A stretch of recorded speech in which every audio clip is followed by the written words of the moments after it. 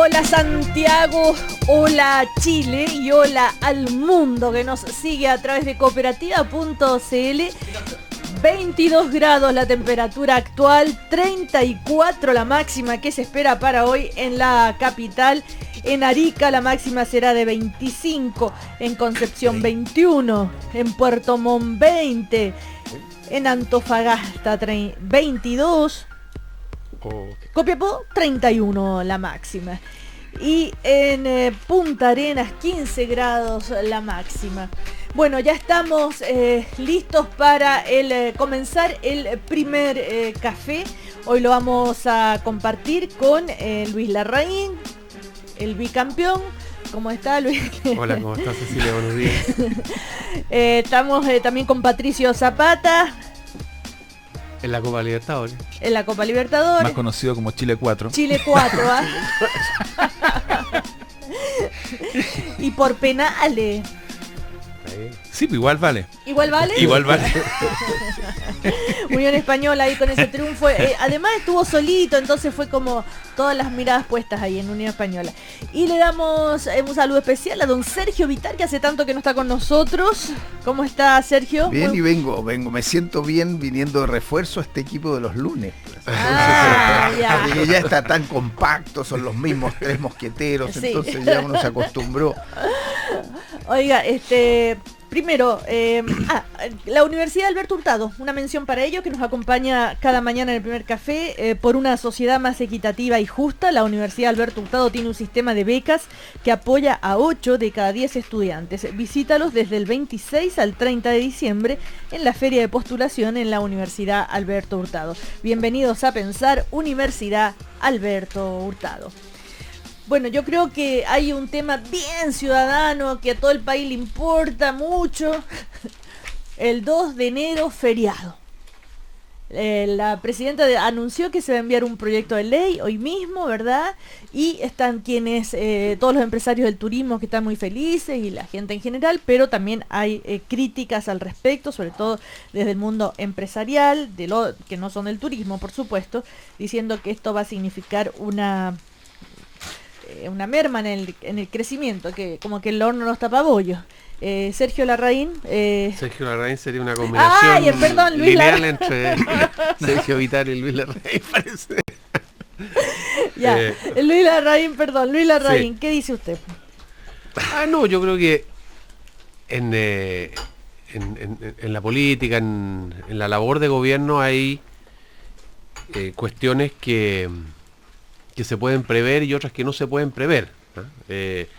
Y obviamente uno no le puede exigir al gobierno que siempre esté preparado para todas las circunstancias, pero el calendario afortunadamente es algo que no tiene incertidumbre. Que sabemos, lo conocemos hace rato. Claro, lo conocemos hace rato, y la verdad que hace rato sabíamos de esta situación en la cual los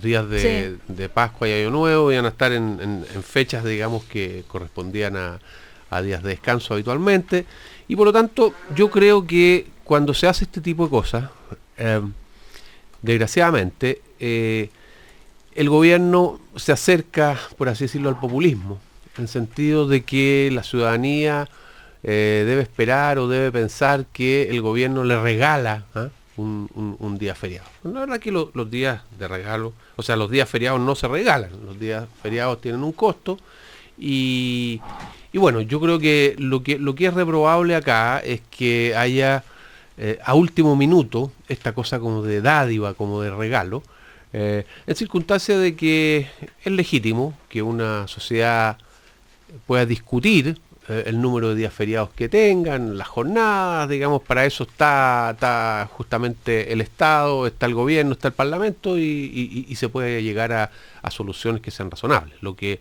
se objeta un poco es esta cosa del regalo, de una cosa de última hora. Claro, no se sabe por qué, no he leído al menos las explicaciones, que si son los empresarios del sector del turismo que hayan solicitado algo especial, pero el asunto es que la crítica es por qué a último minuto, si es para subir 2 o 3 puntos en las encuestas, como dicen personeros de la oposición. Patricio Zapata. Yo comparto con Luis que este asunto debiéramos abordarlo con criterios generales. hace como 5 años atrás se hizo una discusión sistemática. Acordémonos que se movilizaron, se desplazaron ciertos feriados desde su fecha histórica hacia los lunes para tener un mejor aprovechamiento. A mí me hace sentido que en aquellos casos en que el 31 cae un fin de semana, uno piense en extender ese fin de semana, y creo que eso deberíamos hacerlo en términos generales. Coincido entonces con Luis, que le pone un sabor especial que esto se anuncie 2 semanas antes, pero diría, sumando y restando, creo que esta puede ser una ocasión para hacer una última revisión a lo que se hizo hace 5 años. Tomar una definición de fondo, cómo vamos a manejar el tema de los feriados. Entiendo que no soy muy matemático, pero esto de que coincida el 24 y 25 un fin de semana y el 31 el primero otro fin de semana ocurre espaciadamente, muy espaciadamente. Entonces el impacto a largo plazo es bajísimo, y creo que la ventaja en calidad de vida, diciembre es un mes súper intenso, es un mes súper duro. El otro día leí un columnista que, extremando la nota con humor, decía: habría que suprimir diciembre, porque hemos conseguido nosotros como país que en un mismo momento se concentre el fin de los semestres, el fin de los campeonatos, las fiestas, las festividades. Y la verdad es que lo que debiera ser un tiempo de tranquilidad, de cierre, de compartir, se transforma en una locura. Y si más encima le ponemos 35 grados de calor, la verdad es que es un descanso que se viene necesitando. Así que sumando y restando, yo votaría por el feriado del 2 de enero, porque creo que tiene sentido en términos estructurales, y coincido con Luis que hubiera sido mucho mejor que esto se hubiera planteado en el mes de junio, con debida anticipación, de manera que no tuviera ninguna crítica política. Claro, pero más allá de si es populismo o no es populismo a último momento, desde el punto de vista de la economía, cuánto afecta en el crecimiento, que es una de las discusiones, y los empresarios del turismo dicen que no, que para ellos muy bueno, y los otros representantes del empresariado dicen que esto es una pérdida, bueno, en fin, teniendo en cuenta cómo está la economía hoy en día. Sergio Vitar. Estuve en contacto con un agente en Francia hace poco para ver algunas cosas para realizar en estos días, y me dicen: oiga, esperemos hasta la primera semana de enero, porque ya toda la gente se han ido como el 20 de diciembre y vuelven los primeros días de enero. En los países desarrollados normalmente se van dando estos tiempos. Entonces a mí me llamó la atención, dije: pero ¿cómo si nosotros trabajamos aquí hasta el 24 en la mañana? O sea, los chilenos trabajamos más horas. Trabajamos. Comillas. Te puedes tener poca productividad, pero el esfuerzo de la gente no está activo. Entonces, yo realmente no creo que el poner el día lunes como feriado en una ocasión específica por una ley permanente es para esta fecha. Yo creo que está bien. Choca con la responsabilidad y la disciplina que nos han inculcado a muchos, decir: no, tenemos que trabajar, una sociedad que no trabaja no puede, los que se divierten son poco responsables. Pero yo creo que el grueso de la gente que nos está escuchando dice: está bien, un día vamos a seguir trabajando, no somos un país que trabaja poco, y además, si lo hubiéramos hecho en junio, ¿tú crees que alguien se acordaría de alguna ventaja de ahora? Uno se da cuenta de las ventajas cuando llegan cerca, si uno ya está pensando en esa fecha. Entonces hoy día tiene un bálsamo de agrado mayor que si lo hubiéramos hecho en junio. Yo creo que estas cosas, yo no las exageraría más. Confieso que la primera reacción mía fue: ¿hasta cuándo vamos a poner feriados? No, otro más. Pero al final estamos hablando de un solo día en el año, y un día lunes pase, me parece bien. Bueno, ojo, sí, nosotros no estamos contaminados por un conflicto de intereses, pensando que somos los cafeteros de los lunes. Mi opinión la di en términos estrictamente de bien común. No está. Ahora no sé si implica cerrar los comercios, no sé eso. No creo, ¿no? Todo lo que es la actividad. Pero la actividad del comercio corriente, yo creo que se puede abrir como un domingo. No está claro si va a ser irrenunciable este feriado. Eso no sé cómo claro. es. Hay que ver el proyecto. Pero, por cierto, al turismo, y si hay actividades comerciales también hay un cierto nivel de Claro. empleo allí. Bueno, esa es una de las polémicas, digamos, y... Si no, vendremos a trabajar el lunes. Así es. Luis, que se oponía al feriado por razones de Dice disciplina que venga fiscal, solo, él podría ya. venir solo. Claro. Y los populistas nos quedamos en la casa. Oye, aprovechando Vamos a que ver si está... viene Marco y otra gente no va a estar tan contenta. Bueno, hay muchos temas que han ocurrido en todos estos últimos días como para comentar, pero teniendo en cuenta que está acá don Sergio Vitar, quería preguntarle a propósito, ayer leí una entrevista de Máximo Pacheco y también lo dijo el otro día acá en el diario Cooperativa, que no pierde la esperanza de que Ricardo Lagos Escobar sea nombrado como candidato por el PPD y el PS juntos. ¿Cómo está el PPD con el PS, Sergio Vitar? Usted que tiene tanta experiencia ahí en el PPD. Y en el PS también, Sí. si en un tiempo había doble militancia. Claro. Yo recuerdo que en un tiempo era mi secretario general del Sí. Partido por la Democracia y miembro del Comité Central del Partido Socialista. Después eso se fue despejando. Y teníamos una relación muy armónica con la democracia cristiana para poder tener una coalición de centro-izquierda. Mi visión es la siguiente. El PPD en los hechos va a proclamar casi un 99,9% de seguridad a Ricardo Lagos el 14 Sí. de enero. 14 de enero ya. El PPD le ha enviado al Partido Socialista 2 cartas para decirle pongamos un candidato juntos. Y le ha dicho una cosa más en conversaciones. Si ustedes quieren hacer una primaria y es mejor tener un candidato juntos, hagamos una primaria juntos. Votemos los 2 partidos en la misma primaria. De manera que toda la disposición a tener un candidato. Ahora, ¿eso por qué? Porque la convicción mía, por lo menos de la historia, y tú me preguntabas, usted que tiene experiencia para atrás, es que si el PPD y el PS llevan 2 candidatos distintos, se acabó en buena parte la coalición. Lo que yo he visto de la democracia cristiana, y Patricio podrá hoy día refrendar o no, es que en ese cuadro es muy probable que las fuerzas que en la democracia cristiana buscan llevar un candidato a la primera vuelta crezcan, porque no ven ninguna posibilidad que en la nueva mayoría haya contundencia en una candidatura con un programa, con una visión, con una estrategia que le dé estabilidad y desarrollo al país a largo plazo. Entonces lo que se está diciendo es lo siguiente. Miren, independientemente de lo que dice la encuesta, nosotros tenemos que poner un proyecto de centro-izquierda para el futuro de Chile. Y la experiencia muestra, y yo he estado en el gobierno varias veces, que si tú no lo tienes pensado antes de llegar al gobierno, no puedes improvisar en el gobierno. Tienes que elaborar un proyecto político contundente antes. Esa, a mi juicio, es la tarea más importante. No es la popularidad de un candidato en 5 minutos, es la fuerza de un proyecto que tenga respaldo ciudadano mayoritario y que tenga la posibilidad de conducir el país hacia adelante. ¿Eso lo podemos hacer? Sí. ¿Hasta cuándo? El 2 de julio hay una primaria legal y allí los chilenos decidirán quién será el candidato a la nueva mayoría. Pero entre tanto, ¿nos dejamos llevar solo por las encuestas o hacemos un debate sobre el futuro de Chile? Lo hacemos sobre el futuro de Chile. A mi juicio, ¿quién es el que está más preparado para hacer eso? Ricardo Lagos. Bueno, esa es una discusión que ahí está pendiente.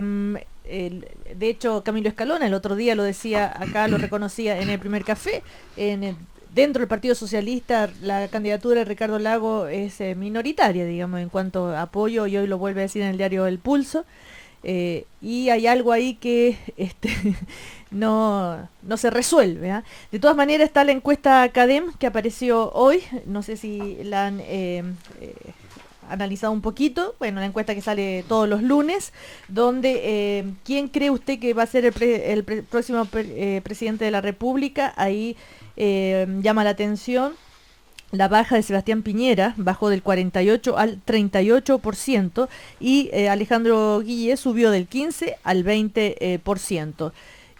Y ahí 7% cree que Lagos, y Osandón 2% e Insulza 1%.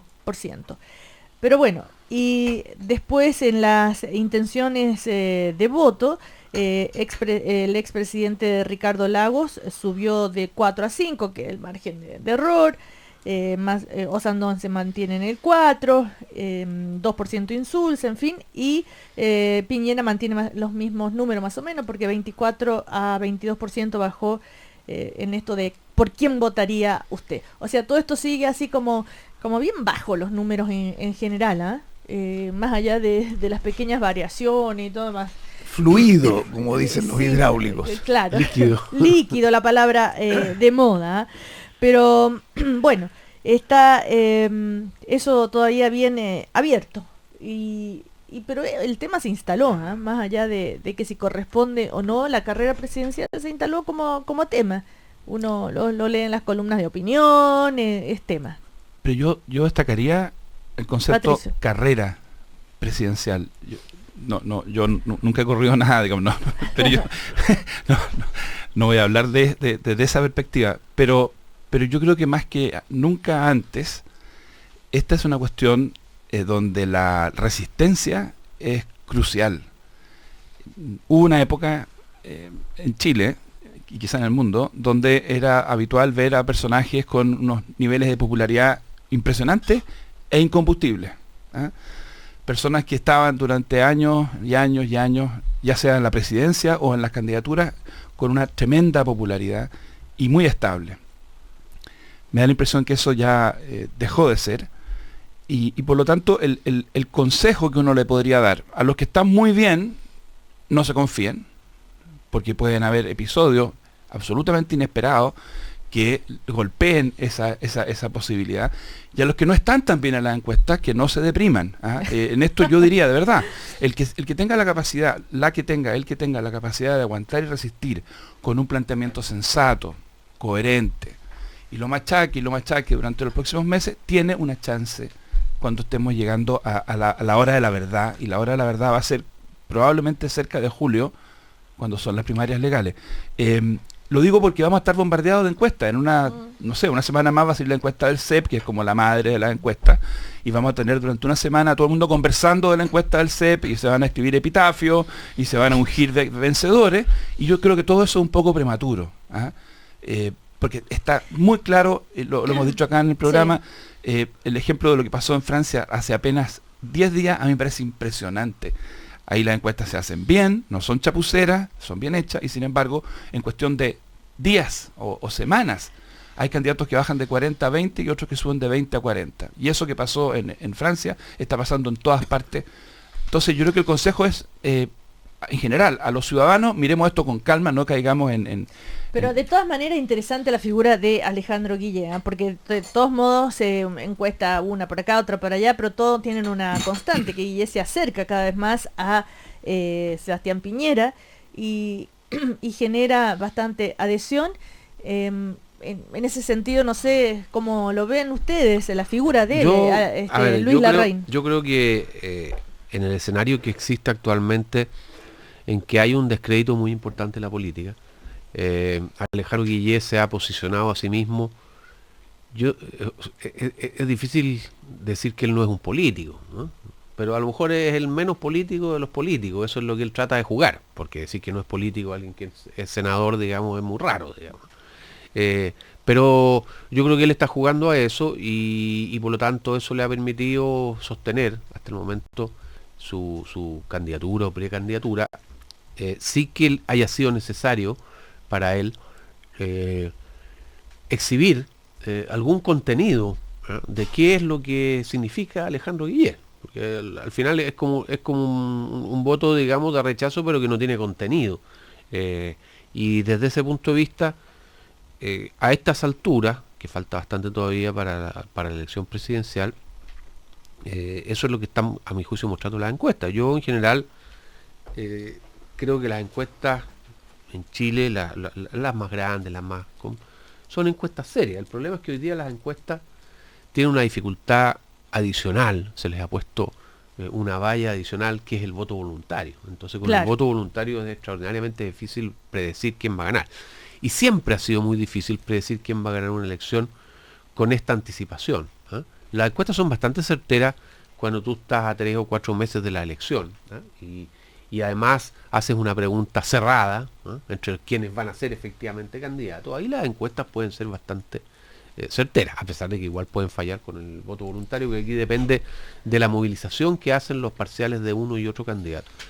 Pero en la situación actual yo creo que no es tan raro que ocurra esto, y ya más adentrados en la carrera presidencial, por así decirlo, yo creo que ya los candidatos tienen que enfrentarse un poco más al escrutinio de la ciudadanía. Ahí está la labor de la prensa, digamos, en justamente preguntar, bueno, cuáles son los proyectos y cuáles son los antecedentes que cada candidato tiene y exhibe, digamos, como para decir, yo voy a desarrollar este proyecto para Chile y a usted, señor votante, lo llamo a votar por mí porque esto va a ser positivo para el futuro del país. Pero en ese sentido, esa es la etapa que todavía no estamos. Claro, Sebastián Piñera y Ricardo Lagos Escobar en muchas entrevistas, en muchos encuentros con personas han dado a conocer muy claramente sus proyectos a futuro. Y Alejandro Guillé que dice, bueno, yo primero estoy hablando con la gente y más adelante se irán dando a conocer los proyectos. Pero, bueno, Sergio Vitar. Alejandro Guillé es una persona de la nueva mayoría y por lo tanto lo primero que uno puede decir y señalar es la necesidad de tener respeto unos por otros, no hacerse acusaciones unos a otros, sí, no tensionar. Lo segundo es que en esta fase, ese es mi punto central, es lo que he dicho en mi partido, lo que he dicho con los demás miembros de los otros partidos de la nueva mayoría, y creo que lo mismo está haciendo la derecha. Chile entra en una fase de su desarrollo muy importante que puede ir en un ciclo de mediocridad o podemos salir adelante con proyectos y con acuerdos estratégicos de largo plazo en materia de gobernabilidad, en materia de cobre, en materia de educación y todo lo que es la gratuidad, pero la calidad, en materia de salud pública, donde estamos teniendo problemas importantes, de medio ambiente, el tema de las migraciones, las regiones, las crisis del agua que vamos a tener, que yo creo que es uno de los problemas más grandes que vienen hacia adelante. Entonces, si sobre esas materias los chilenos somos serios, tenemos que trabajar fuerte de aquí a julio. Y después el que salga elegido, por lo menos en la coalición a la que yo pertenezco, la nueva mayoría, que puede ser uno u otro, no están jugadas las cartas, tiene detrás de sí un proyecto serio para implementar y gente y equipos jóvenes para hacer las cosas. Si nosotros jugamos solamente a personalismos o a palabritas que van y vienen, no estamos respondiéndole a Chile. Entonces, esa es la tarea. Y un candidato que no se sostenga con un programa no sirve como candidato para gobernar Chile. Ese es el problema principal. Y por lo tanto todos tienen que dedicarse a eso, por lo menos en estos 6-7 meses que vienen. Ese es mi consejo, eso es lo que estoy diciendo a todos lados. Y en eso yo personalmente también estoy trabajando para poder ayudar. ¿Está trabajando con Ricardo Lagos? Por ejemplo, acabo de publicar en la CEPAL un documento sobre los cambios mundiales que vienen y la estrategia de Chile, la estrategia de América Latina. Acabo de dar conferencias en varias universidades, en los partidos. Estoy en eso, estoy publicando, estoy trabajando para ayudar a que la política tome en cuenta lo que está ocurriendo, porque no es solo un tema chileno. Si miro primero lo que está ocurriendo en América Latina, miro los cambios que están pasando en China y en la Unión Europea, la reciente visita del presidente chino, veo lo que va a venir en Estados Unidos, que es bastante incierto. Todo eso ¿nos influye o no a los chilenos y a los latinoamericanos? Claro que nos influye. ¿Tenemos que tenerlo en vista? Si no lo tenemos en vista, no vamos a entender lo que tenemos que hacer. Entonces, mi deseo es que reforcemos esa capacidad seria para abordar estos temas. Si eso lo hacemos bien, puede ganar el señor A, el señor B, el señor C, pero yo me siento más seguro como chileno que sé por dónde voy. Sí, Patricio Zapata. Fíjate, a propósito de esto de escuchar primero a las personas, yo no puedo estar más de acuerdo con la necesidad imperiosa de que todos desarrollemos la capacidad de escuchar.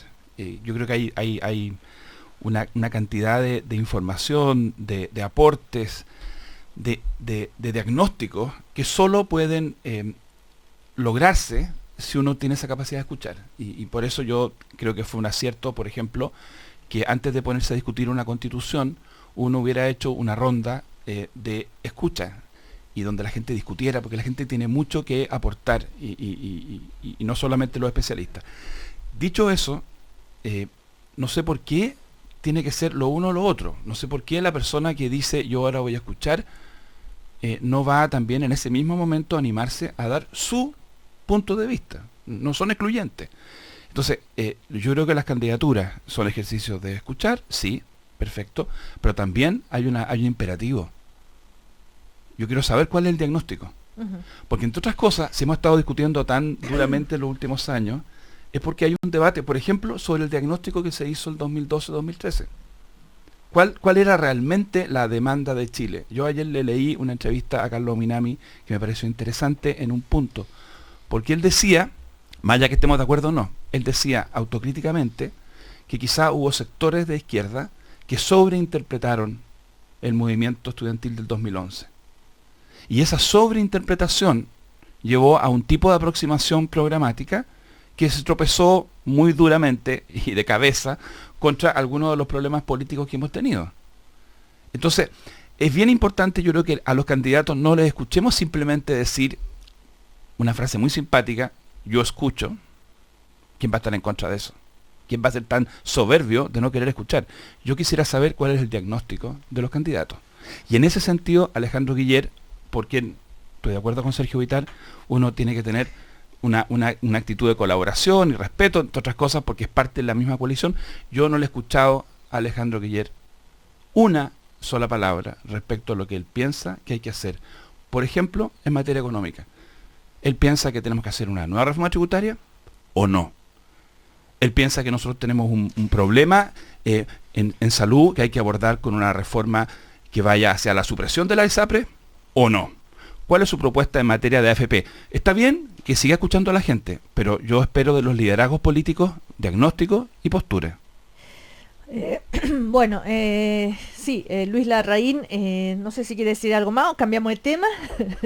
No, yo creo que está relativamente dicho. Estamos en una etapa de esta precarrera presidencial en que yo creo que crecientemente tenemos que empezar a escuchar las propuestas de los candidatos. Y ahí hay una tarea pendiente para Alejandro Guiller, digamos, sin decir más que eso. No sé si vieron la semana pasada, el viernes fue, ¿no? Los dichos de Natalia Compañón y sus críticas a la Fiscalía, sus críticas al Ministerio del Interior. ¿Qué sensación les quedó a ustedes? Luis Larraín, que siempre ha estado muy atento a cómo la justicia o los procesos judiciales tratan un caso y el otro, en fin. Ella incluso llegó a decir que compartía con otras personas que la filtración es un delito. Supongo que se refería a Sebastián Piñera, que también habló de aquello. ¿Cómo lo vieron?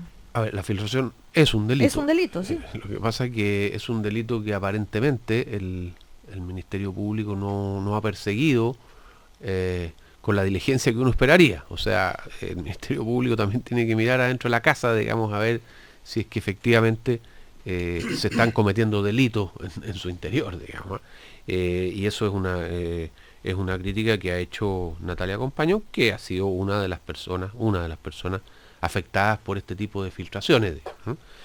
Y ella, bueno, yo desconozco los detalles del proceso de ella y obviamente que ella tiene también una estrategia judicial, y no por las declaraciones que hizo ahora, pero por declaraciones anteriores que yo le he visto de prensa escrita, porque esta es primera vez que ella enfrentó a los medios. Hacía mucho que no hablaba. Ella aparentemente tiene una estrategia en el sentido de decir que el gobierno lo que está haciendo es transformarla a ella como chivo expiatorio de todo este caso, y por esa vía dejar fuera a otros personeros de gobierno, digamos. Entonces, eso ella lo ha dicho.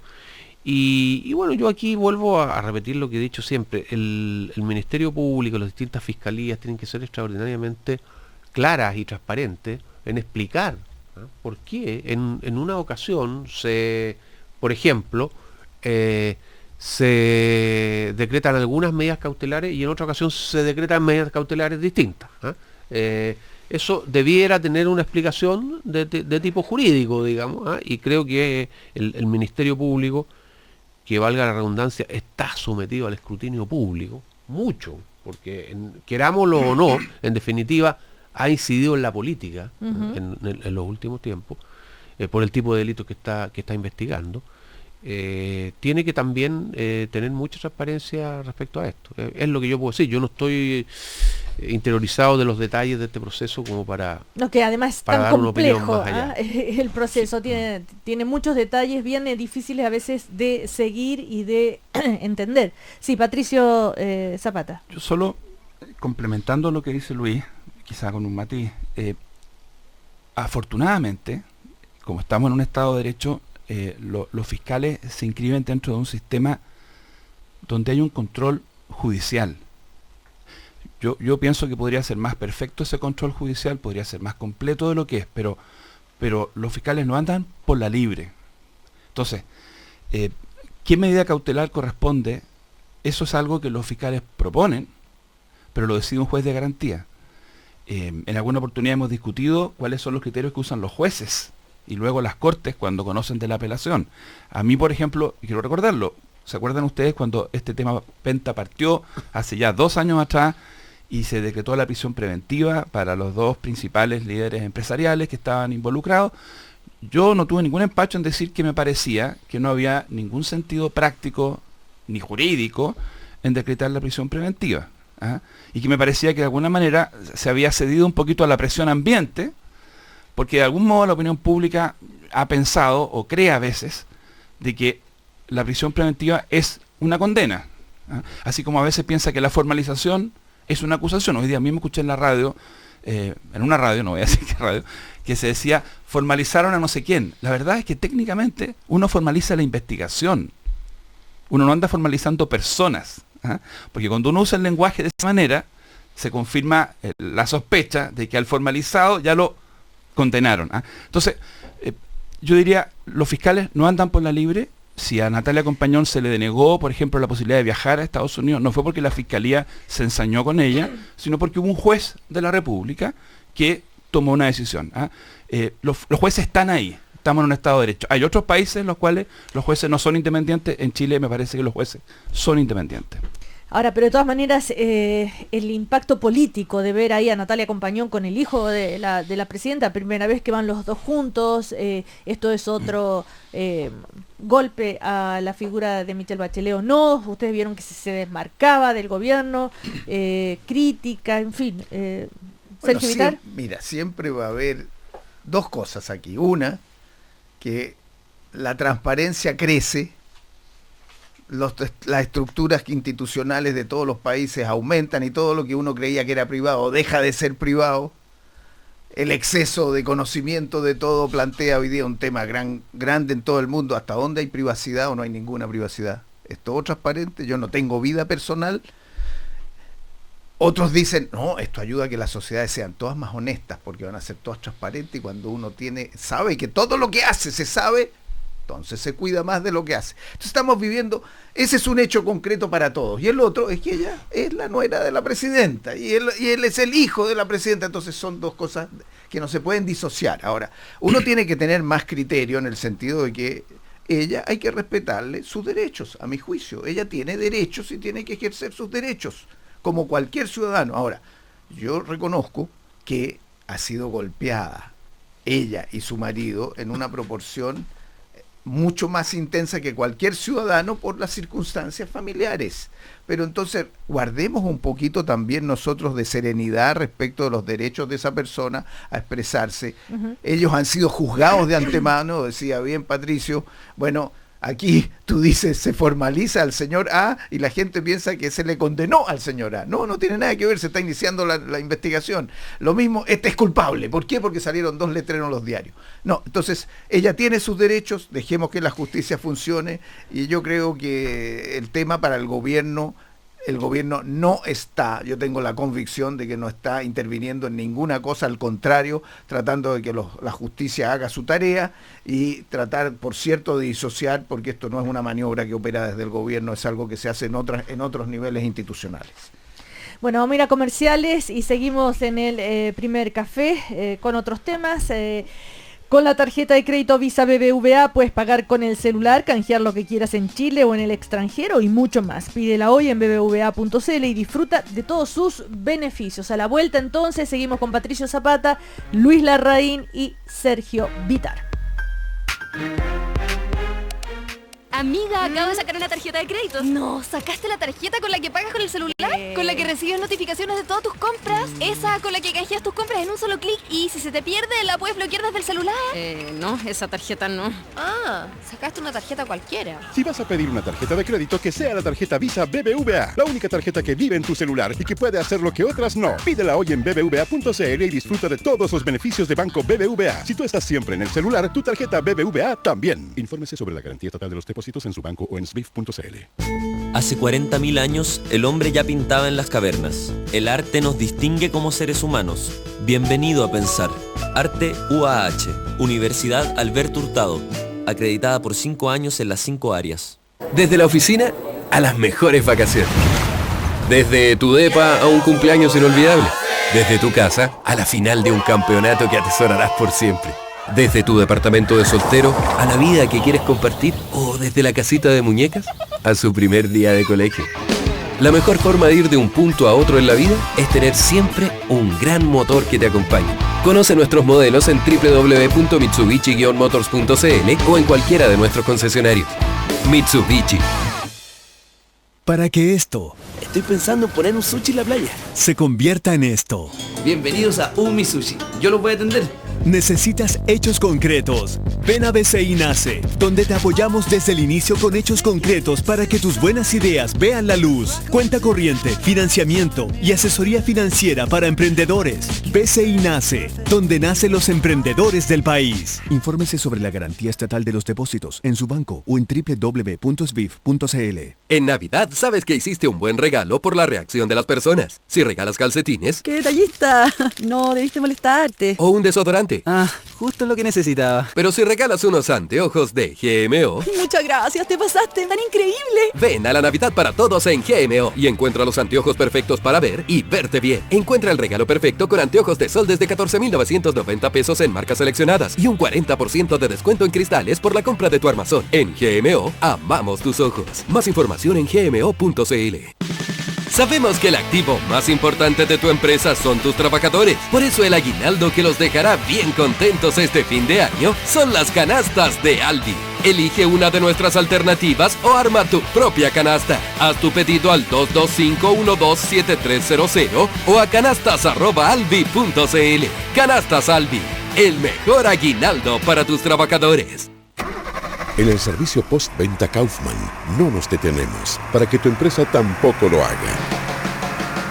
En Kaufman encontrarás todo lo que necesitas para que tu empresa sea siempre rentable. Nuestras sucursales con taller y venta de repuestos y los mejores especialistas te esperan en todas nuestras sucursales a lo largo de Chile. Entérate más del mejor servicio postventa en www.kaufman.cl. Para que esto ¿Joyas de plástico? No es mala idea. se convierta en esto, ¡Oh, me encantó este anillo! ¿Cuánto cuesta? necesitas hechos concretos. Ven a BCI Nace, donde te apoyamos desde el inicio con hechos concretos para que tus buenas ideas vean la luz. Cuenta corriente, financiamiento y asesoría financiera para emprendedores. BCI Nace, donde nacen los emprendedores del país. Infórmese sobre la garantía estatal de los depósitos en su banco o en www.sbif.cl. Cámara Chilena de la Construcción. 65 años aportando al desarrollo del país. 23 grados. 23 grados en Santiago. Soy Sergio Torretti, presidente de la Cámara Chilena de la Construcción, y quiero invitarlos a liderar la seguridad laboral en sus empresas. Necesitamos trabajar todos unidos y coordinados para resguardar la seguridad en nuestras obras. Para esto, los invito a involucrar a sus trabajadores en el desafío de 0 accidentes fatales. Porque construir seguridad es obra de todos. Cámara Chilena de la Construcción. 65 años aportando al desarrollo del país. M360, la nueva revista digital de tendencias con contenido, editado para mujeres. Entra ahora y descubre un sitio innovador y de contenido contemporáneo, abordado en 360 grados. Moda y estilo, belleza, sexo y pareja, vivir bien, lifestyle, cultura, do it yourself, videos, tutoriales y más. M360, inteligente y sofisticada, entretenida. Entra y descubre más en www.m360.cl, editado para mujeres. Cooperativa. 22 minutos para las 10. 22 minutos para las 10. Seguimos hablando de actualidad y compartiendo el primer café en una nueva mañana en Cooperativa. Seguimos en el primer café con la tarjeta de crédito Visa BBVA. Puedes pagar con el celular, canjear lo que quieras en Chile o en el extranjero y mucho más. Pídela hoy en BBVA disfruta de todos sus beneficios. Sergio Vitar, Patricio Zapata, Luis Larraín siguen en nuestro primer café. Sergio Vitar me dijo, ¿puedo decir algo un poquito más de lo que estábamos hablando? ¿A qué se para las personas que nos escuchen? Si alguien mañana dice, el señor Juan González ha sido formalizado por tortura o por robo, ¿qué es lo que se entiende? ¿Yo qué entiendo? Yo entiendo que está acusado y que es culpable. Hay una sensación o presunción de inocencia que desapareció, hay culpabilidad. Entonces, algunos abogados me han dicho, y lo que le preguntaba a mis dos colegas acá, que cuando el poder del fiscal es enorme, porque en el momento que formaliza, es tal el impacto psicológico de la palabra formalizar, que el afectado queda en el suelo. Y entonces me dijo, podría considerarse la posibilidad de que tú reclames la formalización. Hoy día se puede hacer solo ante el Ministerio Público, que es el que formaliza, y podría también ampliarse a que el juez de garantía uno le pudiera reclamar de que esta formalización es arbitraria, pero que hubiera alguna forma de apelación. Y estábamos discutiendo eso, pero efectivamente aquí hay un tema en que si los chilenos entendiéramos que formalizar es establecer las normas para empezar a investigar, pero no es establecer una culpabilidad de la persona que va a ser investigada, claro, sería menos costoso, pero para la persona que recibe esa apelación y su familia, el pencazo es tremendo. Entonces estábamos pensando en ese, si hay algún espacio allí. Sí, Patricio, ¿querías decir? No, es la misma línea. De poco sirve tener en los libros la presunción de inocencia, y yo por lo menos creo que tenemos que ser capaces de defender la presunción de inocencia en el terreno de los principios, no solamente para los amigos de uno, sino para cualquier persona que se enfrenta a la acción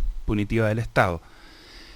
No sirve de nada tener esa presunción de inocencia en los libros si socialmente está instalado, y es así, de que cada vez que el Ministerio Público empiece a investigar algo, las personas que están vinculadas a ese hecho ya están condenadas. Y entonces tenemos a los humoristas en la televisión festinándose a esa persona. Ahora, mientras no tengamos ese cambio cultural, y lo que uno puede hacer nomás es aprovechar los espacios para tratar de avanzar en esa dirección, yo diría que hay que darle vuelta a cómo compatibilizar la necesaria discrecionalidad que requiere el Ministerio Público. El Ministerio Público tiene que tener una autonomía para decidir en qué caso investiga, cuándo sigue adelante, en qué momento conviene formalizar la investigación. Yo creo que sería incoherente con la reforma procesal penal que destruyéramos esa autonomía, pero ninguna autonomía en un Estado de Derecho puede ser absoluta.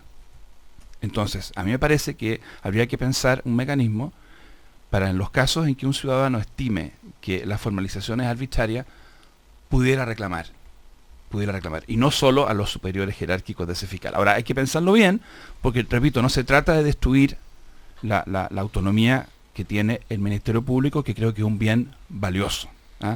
Haber separado la investigación del enjuiciamiento fue un logro de hace 15 años atrás. Antes estaban mezclados en un mismo individuo. El mismo individuo investigaba, el juez del crimen, y después se suponía que se desdoblaba, se iba al otro lado del escritorio y ahora pasaba a ser juez. Él había hecho la acusación, ella había hecho la acusación, después de investigar ella o él, y después juzgaba. Aberrante, ridículo. Fue un acierto haber separado las dos cosas. Al Ministerio Público hay que respetarle su autonomía, pero creo que siempre se puede pensar en un perfeccionamiento. Pero aquí es importante, perdón, Cecilia, aquí termino, para que esto no sea una cuestión que alguien lea como, le van a hacer un favor a un grupito de amigotes, para que salgan libres de... hay que pensarlo desde el punto de vista de los principios. O sea, los mismos que despotrican contra la puerta giratoria y quieren que a toda persona que se la sospeche culpable, quieren que las encierren por 40 años, porque comillas, son flaites, porque son delincuentes, no pueden venir a decir, en estos otros casos quiero tener un garantismo precioso de 3.0. O sea, necesitamos abordarlo desde el punto de vista de los principios. Bueno, otro tema, Luis Larraín quería dos pequeños puntos. Uno, la entrevista a Andrés Velasco, que le dio, dicen, con un caño al gobierno cuando dijo que el gobierno ya está terminado. y también este estado de reflexión en que se pusieron los senadores socialistas. Recordemos que esta noche se reúnen con la vocera para tratar de acercar posiciones. La crítica de estos senadores era, bueno, el gobierno está legislando con la derecha y no nos han escuchado, en fin. Una vez más, los partidos del gobierno ahí como sí. Encontronazos con Yo con creo su que gobierno. en algo están relacionados porque por una parte la actitud de los senadores socialistas tiene que ver con la pérdida de apoyo del gobierno. Yo creo que es evidente, es un hecho político. ¿Es un sálvese quien pueda? Que el gobierno, bueno, eso sería la versión extrema, pero en el fondo el gobierno está con una baja popularidad, la presidenta está con una baja popularidad, y por lo tanto quienes antes se allegaban a ella como figura salvadora, única, y adherían a todas las cosas programáticas que ella les propuso, hemos escuchado que en algunos casos sin siquiera leerla, hoy día en cambio aparecen mucho más severos en su actitud frente al gobierno. Don Patricio Elwin dijo hace mucho tiempo una frase que quedó plasmada, que dijo que el mercado es cruel, y yo tendría que agregar, y la política también, porque la presidenta Bachelet hoy día aparece abandonada por sus pares. Ahora, yo creo que en este tipo de situaciones hay problemas de liderazgo al interior del gobierno, pero también hay problemas de liderazgo al interior de los partidos, porque hoy día los senadores socialistas dicen de que se legisla con la derecha y que a ellos no se les ha escuchado. Pero resulta que se supone que el liderazgo político incluye el liderazgo entre los pares. Incluye, por ejemplo, que los líderes de los partidos de la coalición de gobierno no se pueden dar el lujo de dejar al gobierno sin ley de presupuesto. Que eso es lo que estaba ocurriendo en el último episodio, en el cual finalmente el gobierno y el ministro de Hacienda tuvieron que recurrir a la oposición para que tuviésemos ley de presupuesto, porque si no, no había ley de presupuesto. Porque si no, además, se iba, sobre todo la glosa en educación, se iba de nuevo, ¿no es cierto?, al Tribunal Constitucional, y en el caso del reajuste, que era paralelo la tramitación del reajuste de los empleados públicos, se quedan sin reajuste porque no les parecía la cifra a los parlamentarios de la Alianza de Gobierno. Entonces yo creo que aquí hay una cuestión recíproca. Yo creo que legítimamente un grupo de senadores puede reclamarle al gobierno, oiga, tengamos cierta lealtad y no aprobemos proyectos con la oposición. Pero por otro lado, también el gobierno tiene que pedirle lealtad a los líderes de esos partidos para que actúen al interior de sus partidos y no hagan que un gobierno tenga el bochorno, no visto desde no sé cuándo, de que no haya aprobado una ley de presupuesto. Entonces, creo que ahí hay un problema de liderazgo político también. A mí lo que me generó esto es, tanto se pide que los proyectos de ley y se lleguen a acuerdos, a consensos, fue la mayor crítica en el último tiempo, ¿no? Y cuando se logran acuerdos con la oposición, también es criticado eso. Sergio Vitar. Han planteado dos temas. Uno es este tema de los senadores socialistas y su relación con el gobierno y de pedir o no apoyo a la derecha. Y el otro tema es, ¿está terminado el gobierno? Y es lo que dijo Andrés Velasco.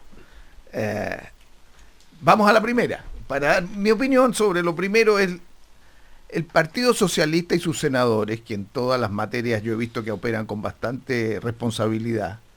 Lo que están diciendo, porque he conversado con muchos de ellos, no es que no quieran votar lo que les trae el gobierno, sino que la relación con el gobierno para los fines de definir lo que hay que votar, para recoger los puntos de vista de la nueva mayoría, no está funcionando bien. Y para salvar esa dificultad, en lugar de aclarar las cosas dentro de la nueva mayoría, se va a pedir votos a otro lado. Ese es el punto. Y yo creo que en política lo que tú tienes que hacer siempre es tener a tu gente unida detrás de lo que está haciendo el gobierno, a tu propia coalición. Entonces, yo creo que eso se va a despejar, hay responsabilidad, yo no veo mayores problemas ahí. Todos los senadores del Partido Socialista han sido personas que ya tienen una larga trayectoria, saben, y el PS y todos los partidos de la nueva mayoría, su lealtad con el gobierno es firme y con la presidenta es firme por el bien del país, porque si no fuera así, las cosas serían complicadas. Respecto del gobierno terminado, mira, las veces que uno ha estado se puede hacer mucho en el último año. Yo creo que lo que quiero interpretar a Andrés Velasco, de que lo que él quiere plantear es que no puede el gobierno salir con nuevos grandes proyectos de futuro, ¿cierto? El futuro se trasladó a las presidenciales en 2017. Ahí va a estar el debate estratégico, que es lo que decíamos antes. Pero el gobierno tiene muchísimo que hacer. No solo hay leyes que requieren sin contar la cuestión de la educación superior, de los temas regionales, ahora lo de inmigración y tantos otros, sino que tú puedes acelerar obras, hay obras de infraestructura, hay hospitales, hay salas cunas, hay pavimentaciones, hay resolución de problemas, hay gente que tiene que ser apretada para que haga las cosas bien y supervisada. Yo creo que un año de gobierno es harto tiempo para avanzar bien, es un cuarto del periodo de un gobierno, y por lo tanto yo no lo miraría así. Yo lo elevaría la calidad. A mí mismo me tocó como ministro en 2 ocasiones, siendo finales de gobierno, y pudimos hacer muchas cosas en ese final de gobierno. Bueno, lo que dijo Andrés Velasco, en este gobierno lo único que le queda pendiente es arreglar algunos condoros de los últimos años, y de los últimos 3 años. Y ya que está Patricio Zapata acá, también le quería preguntar, porque Andrés Velasco dijo... cuando el gobierno le dice al país que en el 2017 habrá una nueva constitución, creo que ni la persona que lo dice lo cree. En Chile no habrá una nueva constitución en el 2017. ¿Es esa la promesa, Patricio Zapata, una nueva constitución, o el envío del proyecto de ley sería todo? O sea, mira, la presidenta de la República, acordémonos, se dirigió al país por televisión el día que jugamos con Perú en Lima, 13 de octubre del 2015. Y a lo que ella se comprometió era, 1, tener durante el 2016 un proceso de diálogos constitucionales, se hizo, y en pocos días más a la presidenta va a recibir la síntesis final de esos diálogos, y todo el mundo va a poder ver en qué consistió la conversación. 2, se comprometió a intentar un cambio en el sistema de reforma. Eso, un artículo de la Constitución, para que las reformas posteriores se hagan de manera más participativa. Y 3, dijo que iba a dejar presentado un proyecto de nueva constitución. No que iba a haber una nueva constitución. Entonces, yo no sé a quién escuchó a Andrés Velasco decir que iba a haber una nueva constitución en el 2017. No lo dijo nunca la presidenta de la República, no lo ha dicho nadie que yo sepa. Siempre quedó claro que esto iba a tomar más tiempo. De hecho, hay gente que criticó, justamente en sentido contrario, que esto se dilatara tanto. Ahora, la verdad de las cosas es que va a depender del próximo gobierno y del próximo parlamento. Si quien es elegido presidente de la República a fines del próximo año piensa que esto es prioritario y esto es importante, en el parlamento hay un grupo de senadores y diputados que piensan que vale la pena, seguramente vamos a tener esa discusión en los próximos años. Entonces, yo creo que la frase de Velasco es producto de la desinformación nomás. Ya. Así de simple. No, porque él imputa, dice que el gobierno prometió no, nunca. Desinformación no solamente de Andrés Velasco, porque no es la primera vez yo que escucho ese tipo de críticas. No, sí, si la culpa de la desinformación puede ser de quizá mía o de otra gente. Yo no estoy acusándolo de ninguna falta ética. Estoy diciendo que está desinformado. Quizá está desinformado porque no se ha informado lo suficiente. O también lo que pasa es que hay una cuestión política. En algún minuto, no sé si Patricio lo irá a reconocer o no, el ambiente o el timing, digamos, para discutir más en serio una nueva constitución fue más propicio que hoy día. Yo creo que hay realidades políticas y dentro de esas realidades políticas es que un gobierno que tiene tan bajo apoyo popular probablemente está menos empoderado, usemos esa palabra que se usa tanto ahora, para dirigir un debate o para conducir un debate acerca de una reforma constitucional. Independientemente de que Patricio tiene razón respecto a los plazos que se comprometieron inicialmente, otra circunstancia política, un gobierno con mucho más popularidad pudo haber acelerado este proceso y pudo haber hecho de que esta discusión constitucional fuera, por así decirlo, con más contenido y más enjundiosa de lo que es hoy día, y que prácticamente el tema está un poquito fuera de la gente. Eso es lo que yo creo que ha sucedido. Yo lo que sí te voy a, no sé si reconocer es la palabra, yo siempre he creído que si había una discusión que no había que hacer sobrecaliente es la discusión constitucional. Yo entiendo que la agenda pública se ve golpeada cada cierto tiempo porque una niñita muere en el Sename o porque hay una marcha que pide cambio en el sistema de AFP, y por lo tanto hay temas que pasan a ser temas muy visibles y muy urgentes, y un tema como el tema constitucional no tiene por qué ir a competir con esas urgencias. La seguridad ciudadana, las pensiones, las filas para la atención en los hospitales públicos. Yo siempre he pensado, y creo que es lo correcto, que esta es una discusión que hay que dar no sobrecaliente, hay que darla con mucha serenidad, hay que darla con todo el tiempo que se necesite, hay que escuchar primero, y eso se hizo este año, hay que seguir conversando el próximo año. Nunca va a estar en el primer lugar de la urgencia. No creo que esté. Afortunadamente Chile no está en las situaciones que están países quebrados políticamente como Siria, donde, claro, esa es la primera urgencia, poner a funcionar el Estado. No estamos ahí. Nunca va a estar en la primera urgencia. Pero yo siento que hay demasiada conciencia en mucha gente de que tenemos que trabajar en la legitimidad de las instituciones, que hay que mejorar la legitimidad de las instituciones. Yo creo que hay tanta conciencia de eso que el tema no va a morir. Es una convicción, quizás estoy equivocado. Yo estoy convencido que quien quiera que gane las elecciones va a tener que abordar este tema, porque Chile se merece un mejor pacto social, nos va a hacer bien.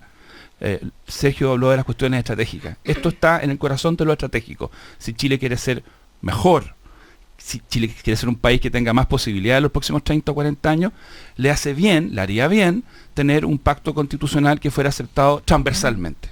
Le haría bien. Ahora, sí, Sergio Vital. Este tema es clave y ojalá no sea tema de las urgencias del día, porque entonces tomaríamos decisiones que no son lo suficientemente maduras. Es un tema que va a estar y va a durar. Viendo las experiencias de otros países, y acaba de salir un documento también de unos seminarios con expertos mundiales sobre constituciones, yo vi 3 cosas que me llamaron la atención y que son interesantes. Primero, que chileno es uno de los poquísimos casos en el mundo de ajustes y ajustes y ajustes a la Constitución, terminando una dictadura e iniciando una democracia, que en la mayoría de los otros países hay un cambio hacia una nueva Constitución. O sea, los tipos reconocen que aquí hay un tema pendiente, aunque muchas cosas se hayan ido cambiando. Segundo, de que los cambios constitucionales toman mucho tiempo, no son procesos de 1 año, 2 años, son procesos, dice que el promedio de lo que han visto es hasta 7 años. Y lo tercero es que el dilema Asamblea Constituyente-Congreso tampoco es una cuestión de vida o muerte, que en algunos países, y la mayoría va a los congresos, y que si hay una maduración en la sociedad puede ser cualquiera de los 2 vehículos, y en el caso de países que han tenido reformas electorales, el nuevo Congreso, que puede ser el caso chileno ahora, podría tener esa función también constituyente muy importante. Pero esos 3 elementos, es bueno escucharlos de todos países de Europa, Asia, África, América Latina, para ver cómo nosotros hacemos lo mejor y no transformamos en mito de que si no es Asamblea Constituyente no sirve, o que si no es el Congreso no sirve, y veamos las otras cosas. Pero esto es clave para Chile, y yo creo que es inescapable que el próximo gobierno, y ahora en esta campaña presidencial, este tema se aborde con firmeza. Y si la presidenta manda un proyecto, cumple con lo que ha dicho y nos ayuda también a discutir lo que viene en el Parlamento. Otro de los temas que ha generado mucha polémica el fin de semana, por lo menos en las redes sociales, son los dichos de la nueva presidenta de la UDI, Jacqueline Van Riesenbergher, que dijo: la izquierda siempre ha estado a la izquierda, le pueden poner distintos nombres a lo mismo, pero las ideas que enarbolan son las de siempre y no hay que mirarlos en menos. La izquierda siempre ha sido peligrosa. Hay que recordar que ellos fueron capaces de destruir la democracia. Esa frase fue la que generó muchas respuestas y controversias. No sé cómo lo ven ustedes. Luis Larraín. Bueno, yo creo que no hay mucha novedad en que hay interpretaciones distintas entre los chilenos respecto a los hechos, digamos, que llevaron al quiebre de nuestra democracia, y que ahí hay una posición muy distinta entre la izquierda y la derecha. Yo creo que en ese sentido no es tanta novedad. Entiendo que había también una discusión que es más interesante que eso, a mi juicio, hoy día, porque va a estar bastante difícil ponerse de acuerdo sobre lo otro. Claro. Respecto a si de verdad tenemos un nuevo ciclo en la política chilena o no. Cuando uno mira quiénes son los posibles candidatos presidenciales, dan ganas de reírse un poco de la tesis del nuevo ciclo, pero yo no sería tan categórico en el sentido de que creo que efectivamente hay una demanda por renovación en la política chilena, y eso tiene que ver con la poca prestigio que tienen los políticos, que tiene el Congreso, y con la emergencia de algunas figuras jóvenes que probablemente puedan jugar un rol importante en el futuro. De manera que yo creo que si bien es cierto, los nuevos referentes de izquierda en Chile no han planteado ideas muy nuevas, yo creo que más bien no han planteado ideas. O sea, son extraordinariamente buenos para criticar cosas, pero yo sigo esperando cuál es el paradigma de la izquierda, después de que se cayeron los socialismos reales primero, después que vio un periodo que alguna gente califica como socialdemócrata, en donde hubo liderazgo a nivel mundial en la izquierda, donde uno puede ubicar a Felipe González, puede ubicar a Tony Blair, y dentro de Chile puede ubicar a Ricardo Lagos, ¿no?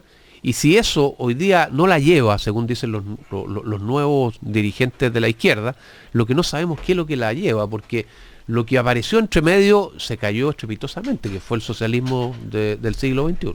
Sergio Vitar.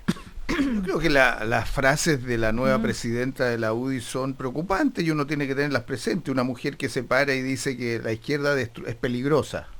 O sea, todos los que no piensan como yo son peligrosos. O sea, una buena parte de los chilenos, por lo menos.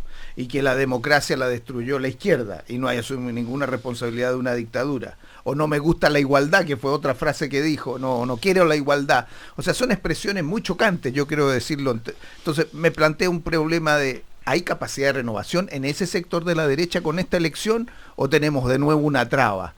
El hecho de que haya habido otro candidato joven abre por lo menos la oportunidad de tener una renovación. Yo no veo aquí renovación y creo que la derecha va a tener que aclarar mucho qué rol va a jugar este tipo de fuerza en la configuración de un gobierno, porque si son futuro de su candidatura, porque si es este tipo de mirada, yo creo que compromete mucho el futuro de Chile en términos de ser un país más unido, un país más inclusivo, un país con más apertura.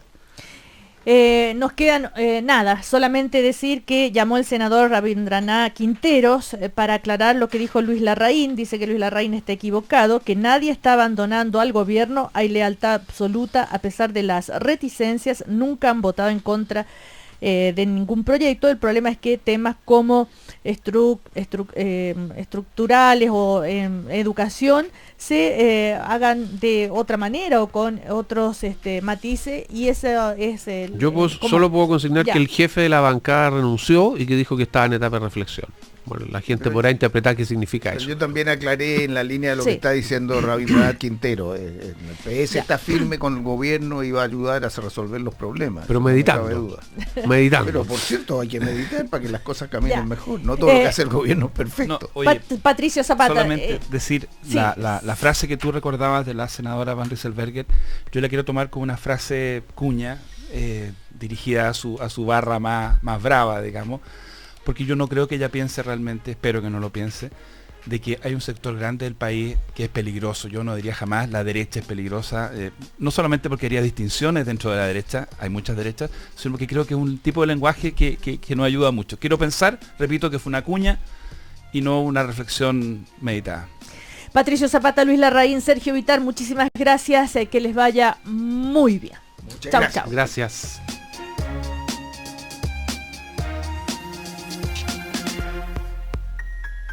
El primer café en Cooperativa fue presentado por Tarjeta de Crédito Visa BBVA, la tarjeta que puede hacer lo que otras no, y Universidad Alberto Hurtado, acreditada 5 años en las 5 áreas. Conocemos a Chile. Cooperativa.